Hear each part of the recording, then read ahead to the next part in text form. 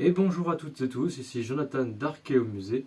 Et aujourd'hui, comme pour le petit livret sur les différents musées et pour le projet Mercenaires, j'ai décidé de dédier une vidéo à ce projet que sont les archéoboîtes. Et donc je vous propose de découvrir un peu ce qui se cache derrière les trois boîtes qui ont déjà été réalisées. Alors chacune ici est en mode prototype avec des matériaux récupérés. On fait avec les moyens du bord.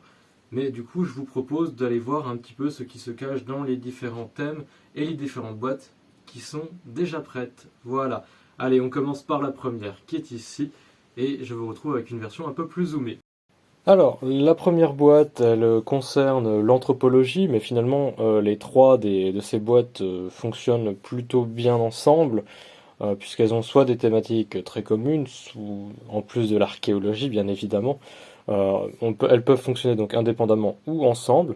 La première, sur l'anthropologie, se présente sous cette forme-là. Donc vous avez la boîte avec une pseudo-stratigraphie un peu moche, je vous l'accorde, sur l'extérieur, avec à l'intérieur donc quelques éléments. Notamment, on va retrouver une coupe stratigraphique assez simple, puisque on ne rentre pas forcément plus dans les détails pour les enfants. Donc voilà, on a cette coupe qui est ici, qui reprend en fait la structure qui se cache sous ces couches qui sont là. Donc vous avez bien sûr quelques petits éléments. Donc là, vous avez des choses qui seront liées notamment au petit jeu tout à l'heure. Ça, c'est des pièces en rechange. Vous avez, on parle d'anthropologie bien évidemment, un petit squelette qui est présenté comme ça pour les os du corps humain. Voilà. Quelques petites indications sur comment on peut identifier le sexe biologique et l'âge, éventuellement, enfin voilà, tout ce qui va être la taille également de la personne, donc avec les indications, sachant que vous avez également les explications de à quoi correspondent les différents types de lettres de l'autre côté, parce que bon, bah si vous n'êtes pas spécialiste, comme moi par exemple, je suis autant SCOX, je vais reconnaître qu'il y a Coccyx dedans, mais bon, SPU par exemple, je saurais pas du tout comme ça ce que c'est. Donc voilà, il y a des petites indications qui sont notées au dos. Voilà, ça c'est les petits documents, sachant qu'en fait, voilà, les enfants pourront repartir, les personnes qui font l'atelier, j'ai dit enfants, mais ça peut être des adultes aussi, auront leur petite fiche d'identification qu'ils pourront remplir s'ils le veulent. Voilà, donc ça permettra comme ça d'avoir quelques petits éléments documentatifs et avec quelque chose avec quoi ils peuvent repartir. Sachant que donc cette boîte, elle présente aussi un peu la stratigraphie, donc on enlève la première couche de décapage. Donc ensuite on a les structures qui apparaissent. J'arrive pas à parler ce matin, c'est un cauchemar. Les structures qui apparaissent. Et ensuite, alors pourquoi ça a collé avec le temps.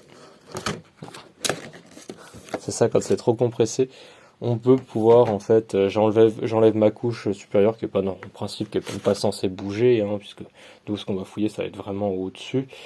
Et là ensuite, eh bien, je propose aux gens de fouiller un petit peu, et donc on enlève une partie de la fosse, la fameuse fosse qu'on avait tout à l'heure en coupe. Et donc là, on a le petit jeu avec un squelette dont on peut aller récupérer un peu à la façon d'un certain jeu de société où on doit récupérer les organes sans faire bouger. Eh bien là, je propose d'aller récupérer les petits les petits os qui sont à l'intérieur avec la pince à épiler et les mettre en petits sachets. Voilà, sachant qu'après, hop, en dessous, on arrive et je leur explique le principe de la couche du sol, de la terre naturelle, sol géologique, etc. Là où il n'y a plus aucune marque d'occupation humaine qui arrive tout en bas. Voilà. Sachant que la boîte, il n'y a pas que ça en fait en réalité avec, il y a bien d'autres choses qui complètent finalement l'intérieur de cette boîte, et pour le coup je remercie l'INRAP et notamment Lux Stanesiek de m'avoir fourni de la documentation, puisque à l'intérieur de cette boîte vous allez aussi avoir des photos de tombes provenant des environs. Donc à chaque fois vous avez le crédit en bas, etc. Et donc il y en a pour à peu près différentes époques. essentiellement de la région, parce que c'était aussi le souhait, c'est que ça reste des choses de Bourgogne-Franche-Comté par rapport à mon choix. Voilà. Et puis vous allez avoir des livres, des ouvrages plus ou moins compliqués, on va dire, parce que par exemple le tout dernier arrivé, l'introduction à l'archéologie du genre, qui a complètement sa place dans cette boîte. De même que j'ai choisi, alors c'est certes c'est pas Bourgogne-Franche-Comté, mais c'est quand même pas très très loin, la nécropole de Saint-Benoît-sur-Seine, donc histoire de montrer un peu ce qu'on pouvait trouver dans certaines tombes, pas très très loin. Pour d'autres périodes, hein, je vais avoir également choisi un ouvrage sur la nécropole tumulaire de Chaveria dans le Jura.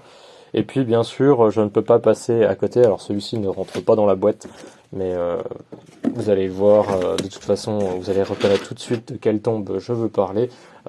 C'est celui, bien sûr, c'est celle de la princesse de Vix, voilà, qui, qui prend une place assez commensurable ici et qui a donc histoire de documenter un petit peu aussi ce qu'il y a autour et bien sûr de parler de la tombe et des objets qui accompagnent cette découverte majeure. Voilà pour la première boîte, je vous propose donc de passer à la suivante. Alors pour la deuxième boîte, eh bien j'ai choisi une thématique qui est assez forte et sur laquelle on commence vraiment seulement à travailler dessus. C'est notamment tout ce qui est notion de pillage. Je pense que le côté éducatif envers les gens, leur expliquer le pourquoi finalement tout ça c'est pas bien parce que juste leur taper sur les doigts c'est pas non plus la bonne façon de faire. Donc j'ai monté une petite boîte qui correspond plus ou moins à une BD qui existe alors j'ai perdu son nom mais ça va me revenir, de Monsieur Neutroff, alors qui est en anglais à la base, sur pourquoi le contexte est important. C'est une petite BD que vous pouvez retrouver sur les réseaux sociaux. Alors moi je l'ai vu passer sur LinkedIn, je l'ai vu passer sur Twitter, je l'ai vu passer sur plein de sites en fait. Mais voilà, c'est un petit truc qui est assez important et du coup, alors la boîte va vous paraître particulièrement vite, mais c'est parce que tout n'est pas dedans encore pour le moment. Et donc il y a notamment cette petite maquette qui est à l'intérieur, comme pour l'anthropologie, sachant que là, bah, du coup, on a à la fois notre petit détectoriste qui se balade avec son détecteur et qui, à chaque fois qu'il aura un bip, va creuser, et à chaque fois qu'il va creuser, en fait, lui, le seul truc qui l'intéresse, c'est d'aller retirer finalement l'élément qui est là, puis ensuite, s'il a un autre bip, pop, il va aller retirer l'autre qui est un peu plus loin. Tout ça pour aller récupérer les objets métalliques qui sont cachés en fait dessous, sans tenir compte du contexte. Donc là, par exemple, lui, il va récupérer l'épingle et le torque qui sont là, mais le bracelet, enfin tout ce qu'on veut, uniquement pour récupérer, mais on n'aura pas, par exemple, on va perdre l'information de la fosse dans laquelle ils étaient mis, et potentiellement aussi des vestiges qui vont être en lien avec, alors pour celle-ci, contrairement à ce que là, j'ai pas été beaucoup plus loin, j'ai pas mis d'autres vestiges cachés en dessous, j'aurais pu, hein, et puis accéder ensuite au TN, à la terre naturelle. Mais voilà, c'est des petites choses comme ça assez rapidement pour cette boîte. Sachant que dans les documentations qui accompagnent tout ça, eh bien, il y a un petit ouvrage dans la même série que celui sur l'introduction du genre. Il y en a un autre qui doit arriver sur le pillage, mais pour le moment j'ai mis celui sur l'administration de l'archéologie qui va aussi dans la troisième boîte, puisqu'il y a quand même des éléments de loi à l'intérieur.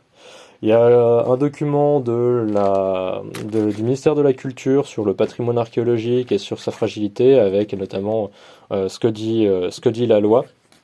Et puis après, je remercie notamment le gendarme Alexandre Dumont-Castells, qui m'a fourni pas mal de documents, et notamment tout ce qui va être, parce qu'on parle beaucoup de tout ce qui est détectorisme, mais on parle finalement assez peu de la pêche à l'aimant, et donc je lui ai repris son document sur les sanctions notamment, et des cas en fait auxquels on peut avoir affaire par rapport à la pêche à l'aimant. Il en avait fait une autre sur la détection de loisirs. Voilà, sachant qu'après je dois demander encore à l'APA si éventuellement ils n'ont pas quelques petits documents à me conseiller. Et notamment, eh bien, il avait fait un lien entre tout ce qui était le vol, le cambriolage, etc. dans une maison et la détection de métaux. Il a fait finalement le lien entre les deux sur ce document que je trouve très bien fait et qui du coup j'ai repris et je le remercie grandement pour ça. Voilà, sachant que cette boîte elle est encore incomplète, je vais demander pour voir si je peux pas mettre la petite bande dessinée justement la page sur le contexte archéo et voir avec l'APA s'ils n'ont pas deux trois autres trucs supplémentaires à rajouter parce que ben forcément c'est pas un domaine dans lequel personnellement je suis très au point. On va dire que je suis capable d'aller chercher les articles de loi, etc. Là pour le coup j'ai un résumé. Alors je sais qu'il y a une coquille sur une des natures d'infraction qui est sur ce document-là, mais après ça je peux le retrouver et je l'ai en tête, donc ça il n'y a pas de problème. Voilà, donc c'est des petites choses qui vont se compléter au fur et à mesure. Voilà, et il nous reste une dernière boîte que je vais vous présenter tout de suite.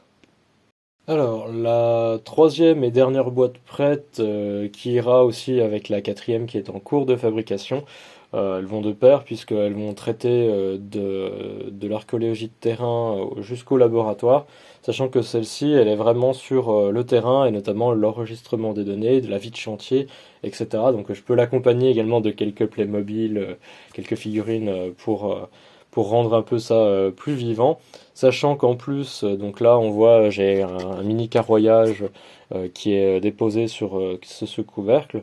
Mais en fait, donc on voit qu'il y a déjà des vestiges d'intégrer, mais je peux largement, si je veux changer la datation du site, par exemple, ou des vestiges, je peux inverser, changer éventuellement la direction de la tête, etc., de sarcophage, etc. Sachant qu'en plus, ce site, il se résume pas juste à ces deux seuls vestiges, puisqu'en réalité, en dessous, j'ai encore un dernier élément que je peux intégrer et donc voilà, avoir comme ça finalement trois périodes de représenter. Euh, hop, si je tourne, dans quel sens ce serait mieux? Dans ce sens-là, on voit tout. Donc voilà, on a comme ça une représentation d'un site, si on veut, un peu concentré, condensé sur ce simple carré qui va être donc qu'on va pouvoir documenter à l'aide de ce carroyage qui est ici. Carroyage qui servira notamment eh bien, aux enfants à être récupérés sur notamment des feuilles de papier millimétré pour pouvoir embarquer un petit quelque chose à la maison. Donc une minute de terrain parfaitement voilà, pour rester dans l'enregistrement. De même, alors je les ai pas encore faites, mais il y aura des fiches d'enregistrement d'US. Il y a également dans cette boîte avec une petite ardoise, alors sur laquelle je n'ai pas encore écrit, mais sur laquelle on retrouvera eh bien, notamment le nom du musée ou du site sur lequel je suis pour agrémenter un petit peu, donner un nom à ce chantier. Et comme les autres boîtes, eh bien, on va retrouver des ouvrages avec. Donc il y a l'administration de l'archéologie qui peut bouger aussi dans celle-ci. On aura également le guide des méthodes de l'archéologie de Demoule, Gigny, Le Herf, Gilligny, pardon, Le Herf et Schnapp. Et un petit élément que je rajoute parce que je trouve que c'est important et également, c'est de mettre à disposition le petit guide des menstruations sur les chantiers de fouilles.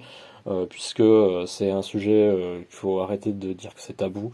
Donc voilà, essayer de faire bouger un peu les choses. Pareil, elle n'est pas complète cette boîte. On va rajouter du coup à côté une boîte plutôt labo dans laquelle on va avoir les différents spécialistes de l'archéo. Ça, je vais vous en présenter rapidement les prémices dans la dernière boîte et voilà, avec les derniers éléments et puis voilà. Donc la dernière boîte qui est en préparation, qui va avec celle sur le chantier archéo, c'est celle sur finalement les études qui ont lieu derrière. Alors, pour le coup, j'aurais pas énormément de documentation. J'ai des photos que j'ai réalisées dans des expositions temporaires et d'objets qui sont présentés soit en collection permanente, comme ici, ou en collection temporaire comme celle-là, comme celle-ci du coup. Mais voilà, c'est des choses que je mets un petit peu en avant, puisque du coup, il va y avoir l'épigraphie qui sera présente que ce soit aussi bien sur de la statuaire, sur les stèles funéraires ou autres, hein. Il y a la table claudienne par exemple de ce côté-ci, sur les monnaies évidemment, et également un petit peu sur la céramique. Ce qui me permet de faire le lien finalement avec la numismatique. Donc tous les objets qui sont présents sur cette table sont des facsimilés, hein. Ou bien du coup si je parle de céramique, alors là du coup c'est un ostracone, mais de tout ce qui va être, alors j'ai un petit jeu, un petit puzzle qui est ici, avec plus ou moins de difficulté en fonction si c'est un adulte ou un enfant qui le fait. Parler de céramique complètement, mais aussi de choroplastie pour faire plaisir à un très cher collègue, voilà. Et puis également, j'oublie pas les liticiens avec cette lame d'herminette pierre verte, ou encore, oui parce que c'était mon herminette, mais la lame de hache est tombée, du coup je la récupère et je la remange de temps en temps. Et puis bien sûr parler un peu de paléomanufacture métallique, donc des objets, voire de l'instrumentum, avec notamment des fibules, puisque c'est ce que j'ai en réplique sous la main. Voilà, ça c'est la dernière boîte qui est en cours de préparation. Je sais pas ce que vous pensez de toutes ces boîtes. N'hésitez pas à me laisser un petit commentaire, de voir éventuellement des axes d'amélioration, puisque bon, ça reste des matériaux en plus qui vont pas durer dans le temps. Mais c'est du recyclage, on utilise ce qu'on a sous la main. Et voilà, il y a plein de choses qui sont probablement améliorables, mais qui c'est un début et c'est la première chose que je vais proposer de moi-même. En espérant que ça vous ait plu, et je vous dis à ciao pour une prochaine vidéo. Ciao, bye bye.